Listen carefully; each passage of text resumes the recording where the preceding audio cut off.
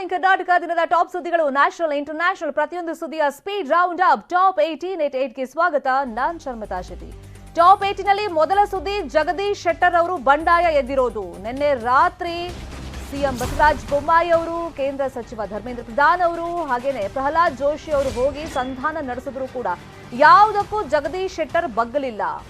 ಈಗ ಅವ್ರು ಕೇಳಿದ್ದಿಷ್ಟೇ, ಯಾಕೆ ಲಾಸ್ಟ್ ಮಿನಿಟ್ ಅಲ್ಲಿ ನನಗೆ ಟಿಕೆಟ್ ಕೊಡ್ಲಿಲ್ಲ? ಭ್ರಷ್ಟಾಚಾರದಲ್ಲಿ ಮುಳುಗಿರೋರು, ಆರೋಪ ಹೊತ್ತಿರೋರು, ಏಜ್ ಆದವ್ರಿಗೂ ಕೂಡ ಕೊಟ್ಟಿದ್ದೀರಾ, 75 ವರ್ಷ ದಾಟದವ್ರಿಗೂ ಕೊಟ್ಟಿದ್ದೀರಾ, ನನಗೆ ಯಾಕೆ ಕೊಡ್ಲಿಲ್ಲ ಅಂತ ಕೇಳಿದ್ರು. ಸೊ ಈಗ ಅದ್ಯಾವುದಕ್ಕೂ ಕೂಡ ಹೈಕಮಾಂಡ್ನ ನಾಯಕರು ಒಪ್ಪಿಗೆಯನ್ನ ಸೂಚಿಸಿಲ್ಲ. ಹಾಗಾಗಿ ತಮ್ಮ ನಿರ್ಧಾರ ಏನಿದೆ ಅದರಂತೆ ಮುಂದುವರಿಯೋದಕ್ಕೆ ಜಗದೀಶ್ ಶೆಟ್ಟರ್ ಅವರು ಈಗ ಇವತ್ತು ಅಡಿಯನ್ನ ಅಂದ್ರೆ ಒಂದೊಂದೇ ಸ್ಟೆಪ್ ಅನ್ನ ಇಡ್ತಾರೆ. ಕೊಡ್ತಾ ಇದ್ದೇನೆ.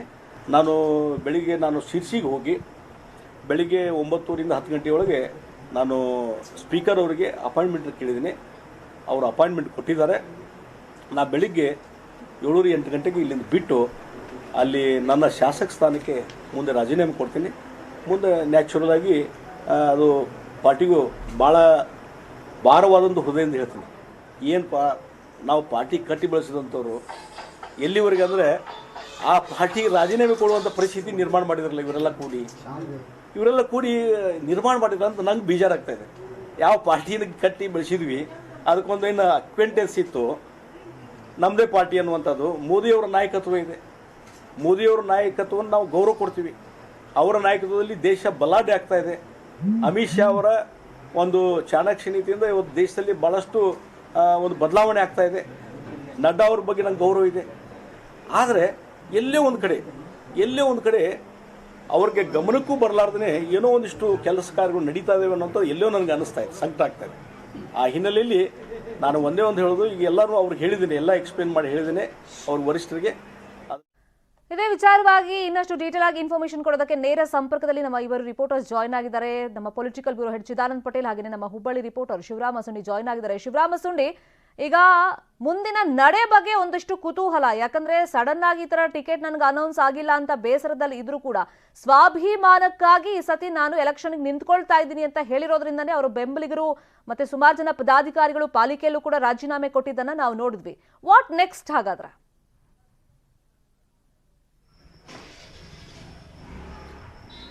ಶರ್ಮಿತಾ, ಮುಖ್ಯವಾಗಿ ಅವರು ಪಕ್ಷಾಂತರ ಮಾಡುವಂತ ಎಲ್ಲ ಸಾಧ್ಯತೆಗಳಿದಾವೆ. ಅದರಲ್ಲೂ ಸಹ ಕಾಂಗ್ರೆಸ್ಗೆ ಹೋಗುವಂತ ಸಾಧ್ಯತೆಗಳಿದಾವೆ. ಯಾಕಂದ್ರೆ ಕಾಂಗ್ರೆಸ್ ಇದುವರೆಗೂ ಸಹ ಸೆಂಟ್ರಲ್ ಕ್ಷೇತ್ರದ ಟಿಕೆಟ್ ಘೋಷಣೆ ಮಾಡಿಲ್ಲ.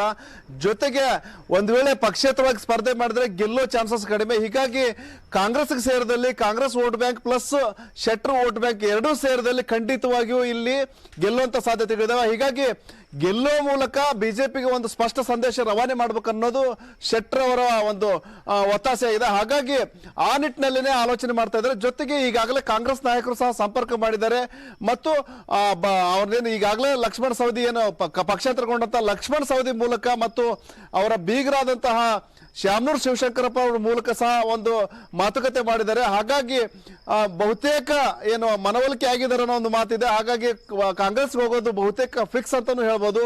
ಈಗೇನು ಕೆಲವೇ ಕ್ಷಣಗಳಲ್ಲಿ ಇಲ್ಲಿಂದ ಹೊರಡ್ತಾರೆ, ಶಿರ್ಸಿಗೆ ಹೋಗ್ಬಿಟ್ಟು ಅಲ್ಲಿ ಸ್ಪೀಕರ್ ಕಾಗೇರಿ ಅವರಿಗೆ ರಾಜೀನಾಮೆ ಕೊಡ್ತಾರೆ. ಅದರ ನಂತರ ಬಿಜೆಪಿಗೆ ರಾಜೀನಾಮೆ ಕೊಟ್ಟ ನಂತರ ಮುಂದಿನ ನಿರ್ಧಾರ ಪ್ರಕಟಿಸ್ತಾರೆ. ಒಟ್ಟಾರೆ ಇವತ್ತೇ ಯಾವ ಪಕ್ಷಕ್ಕೆ ಮತ್ತು ಎಲ್ಲಿಂದ ಸ್ಪರ್ಧೆ ಮಾಡ್ತೀನಿ ಅನ್ನೋದನ್ನ ಇವತ್ತೇ ಅದನ್ನ ಸ್ಪಷ್ಟವಾಗಿ ಹೇಳುವಂತ ಸಾಧ್ಯತೆಗಳಿದಾವೆ. Sharmita, please be online. Shivarama Sundi, Chidanand Patel, ಈಗ ಜಗದೀಶ್ ಶೆಟ್ಟರ್ ಇಲ್ಲದೆ ಆ ಕ್ಷೇತ್ರದಲ್ಲಿ ಮತ್ತೆ ಸುತ್ತಮುತ್ತಲ ಕ್ಷೇತ್ರಗಳಲ್ಲಿ ಬಿಜೆಪಿಗೆ ಯಾವ ತರ ಎಫೆಕ್ಟ್ ಆಗಬಹುದು, ಮತ್ತೆ ಚುನಾವಣೆ ಸಂದರ್ಭದಲ್ಲಿ ಬಿಜೆಪಿ ಅದನ್ನ ಯಾವ ತರ ಫೇಸ್ ಮಾಡಬಹುದು, ಮತ್ತೆ ಪ್ರಮುಖವಾಗಿ ಜಗದೀಶ್ ಶೆಟ್ಟರ್ ಹೇಳಿರೋದು ಇಲ್ಲೊಂದು ಪಿತೂರಿ ಆಗಿದೆ ಕಳೆದ 3-4 ತಿಂಗಳಿಂದ ಅಂತ ಹೇಳಿ. ಆ ಪಿತೂರಿ ಯಾರು ನಡೆಸಿದ್ದಾರೆ ಮತ್ತೆ ಎಲೆಕ್ಷನ್ ಟೈಮ್ ನಲ್ಲಿ ಅದನ್ನ ಯಾವ ತರ ಅಸ್ತ್ರ ಮಾಡ್ಕೋಬಹುದು ಶೆಟ್ಟರ್?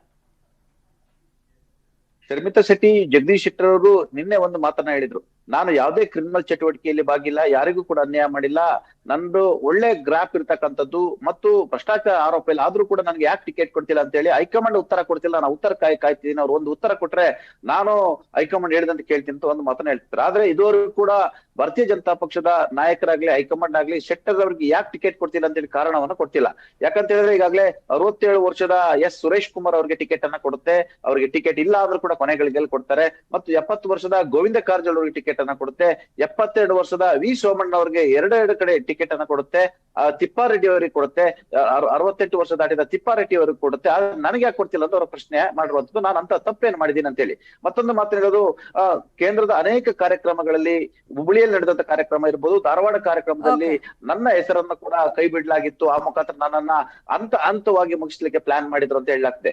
ಇನ್ನೂ ಒಂದು ಮಾತು ಹೇಳ್ತಾರೆ, ಒಂದು ವೇಳೆ ಬಿಜೆಪಿ ಅಧಿಕಾರಕ್ಕೆ ಬಂದ್ರೆ ಮತ್ತೆ ಎಲ್ಲಿ ನಾನು ಮುಖ್ಯಮಂತ್ರಿ ರೇಸ್ ನಲ್ಲಿ ಇರ್ತೀನಿ, ಮತ್ತೆ ಎಲ್ಲಿ ನಾನು ಮುಖ್ಯಮಂತ್ರಿ ಸ್ಥಾನವನ್ನು ಕೇಳ್ತೀನಿ ಎಂಬ ಆತಂಕದಿಂದ ನನ್ನನ್ನು ಈಗಲೇ ಮುಗಿಸ್ಲಿಕ್ಕೆ ಪ್ಲಾನ್ ಮಾಡಿದಾರೆ ಅಂತ ಹೇಳ್ತಾರೆ. ಆದ್ರೆ ಜಗದೀಶ್ ಶೆಟ್ಟರ್ ಅವರು ಒಂದು ವೇಳೆ ಪಕ್ಷವನ್ನು ತೊರೆದ್ರೆ, ಬಂಡಾಯ ಅಭ್ಯರ್ಥಿ ಕಣಕ್ಕಿಳಿದ್ರೆ ಅಥವಾ ಕಾಂಗ್ರೆಸ್ ಪಕ್ಷದಿಂದ ಕಣಕ್ಕಿಳಿದ್ರೆ, ಕಿತ್ತೂರು ಕರ್ನಾಟಕ ಭಾಗದ ವೀರಶೈವ ಲಿಂಗಾಯತ ಮತಗಳು ಎಲ್ಲ ಒಂದ್ ಕಡೆ ಶೆಟ್ಟರ್ ಅವರಿಗೆ ಎಲ್ಲೊಂದ್ ಕಡೆ ಅನ್ಯಾಯ ಆಗಿದೆ ಅನ್ನೋ ರೀತಿಯಲ್ಲಿ ಒಂದಷ್ಟು ಭಾರತೀಯ ಜನತಾ ಪಕ್ಷಕ್ಕೆ ಇದು ಹೊಡೆತ ಬೀಳುವ ಸಾಧ್ಯತೆ ಇದೆ ಅಂತ ಹೇಳಲಾಗ್ತದೆ. ಇದು ಲೋಕಸಭೆ ಚುನಾವಣೆಯಲ್ಲಿ ಕೂಡ ಮುಂದುವರೆದು ಪ್ರಹ್ಲಾದ್ ಜೋಶಿ ಹುಬ್ಳಿ ಧಾರವಾಡದ ಆ ಭಾಗದ ಲಿಂಗಾಯತ ಮತಗಳನ್ನೇ ನಂಬಿಕೊಂಡು ಅವರು ಲೋಕಸಭಾ ಸದಸ್ಯರಾಗ್ತಿರುವಂತದ್ದು. ಹಾಗಾಗಿ ಅಲ್ಲಿರ್ತಕ್ಕಂಥ ಲಿಂಗಾಯತ ಮತದಾರರು ಏನಾದ್ರು ಸಿಡಿದಿದ್ರೆ ಜಗದೀಶ್ ಶೆಟ್ಟರ್ಗೆ ಅನ್ಯಾಯ ಆಗಿದೆ, ಲಿಂಗಾಯತರ ಅನ್ಯಾಯ ಸಿಡಿದ್ರೆ ಪ್ರಹ್ಲಾದ್ ಜೋಶಿಯ ಲೋಕಸಭಾ ಸ್ಥಾನಕ್ಕೆ ಕೂಡ ಕೂತು ಬರುವ ಸಾಧ್ಯತೆ ಇರ್ತಕ್ಕಂಥದ್ದು. ಇದು ರಾಜ್ಯಾದ್ಯಂತ ಬೇರೆಯದೇ ರೀತಿಯ ಪರ್ಸೆಪ್ಷನ್ ಅನ್ನ ಆರಂಭಿಸುತ್ತೆ. ಯಾಕಂತೇಳಿದ್ರೆ ವೀರಶೈವ ಲಿಂಗಾಯತ ಸಮಾಜ ಎಲ್ಲೊಂದ್ ಕಡೆ ಲಿಂಗಾಯತ ಸಮಾಜದ ಪ್ರಮುಖ ನಾಯಕರನ್ನ, ಸೌಮ್ಯ ಸ್ವಭಾವದ ಜಗದೀಶ್ ಶೆಟ್ಟರ್ ಅಂತ ಹೊರಗಿಡುತ್ತ ಮುಖಾಂತರ ಭಾರತೀಯ ಜನತಾ ಪಕ್ಷ ಮಾತಾಡಿದ್ದಾರೆ. ಅದ್ರ ಬಗ್ಗೆ ಇನ್ನಷ್ಟು ಡೀಟೇಲ್ ಆಗಿ 9 ಗಂಟೆ ನ್ಯೂಸ್ ಅಲ್ಲಿ ನಾವು